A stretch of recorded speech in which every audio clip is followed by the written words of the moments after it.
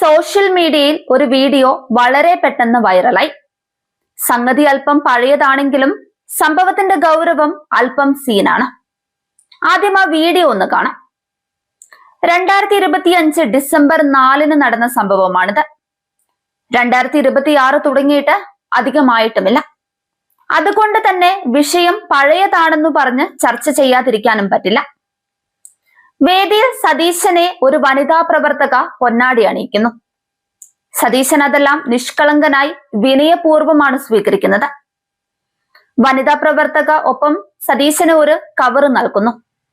കവറിൽ പരാതിയോ നിവേദനമോ എന്തെങ്കിലും ആയിരിക്കും എന്ന കാര്യത്തിലും ഉറപ്പ്. പിന്നീട് കാണുന്ന ദൃശ്യം സതീശൻ അത് കീറി കഷ്ണങ്ങളാക്കുന്നതാണ്. ആ കവറിലുള്ളത് ഒരുപക്ഷെ അത് കൊടുത്തവരുടെ പ്രതീക്ഷയായിരിക്കാം. സതീശൻ അത് വായിക്കുമെന്നും അതിന് പരിഹാരമുണ്ടാവുമെന്നും അവർ പ്രതീക്ഷിക്കുന്നുണ്ടാവില്ലേ? വീഡിയോ വൈറലായതിനു പിന്നാലെ നടന്നതും സതീശനെ വെളുപ്പിക്കാനുള്ള നീക്കങ്ങൾ. കോൺഗ്രസ് എപ്പ തുമ്മണം, എന്ത് പറയണം എന്നതൊക്കെ തീരുമാനിക്കുന്നത് PR ആണെന്ന തരത്തിലുള്ള ആക്ഷേപം കുറച്ചു കാലമായുണ്ട്. അതിന് ബലം പകരുന്ന സംഭവങ്ങളാണ് പിന്നീട് നടന്നത്. ഇടതനുകൂല മാധ്യമ പ്രവർത്തകരും CPM സോഷ്യൽ മീഡിയ ടീമിന്റെ ചുമതലയുമുള്ള MV നികേഷ് കുമാറിനെ കിണർഗോലു എന്ന് വിശേഷിപ്പിച്ചുകൊണ്ട് കോൺഗ്രസ് സൈബർ പ്രൊഫൈലുകൾ കൂട്ടത്തോടെ ഇളക്കി. സതീശൻ ചെയ്ത തെറ്റിനെ ന്യായീകരിക്കാനുള്ള കാട്ടിക്കൂട്ടലുകളെ പാർട്ടിയുടെ അധംപതനം എന്നല്ലാതെ വേറെന്താ പറയാൻ പറ്റുക?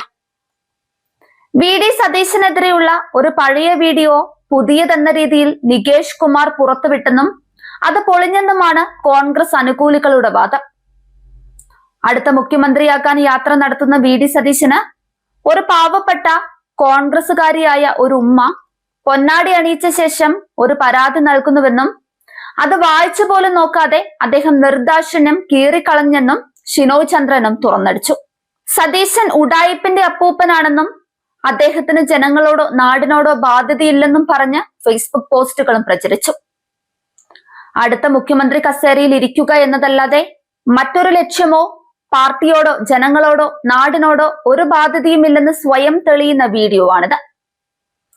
കഴിഞ്ഞ തദ്ദേശ തെരഞ്ഞെടുപ്പ് കാലത്ത് ആലപ്പുഴയിൽ നടന്ന ഒരു പരിപാടിയിലെ ദൃശ്യമാണ് വീഡിയോയിലുള്ളതെന്നാണ് കോൺഗ്രസ് നിരത്തുന്ന വാദം.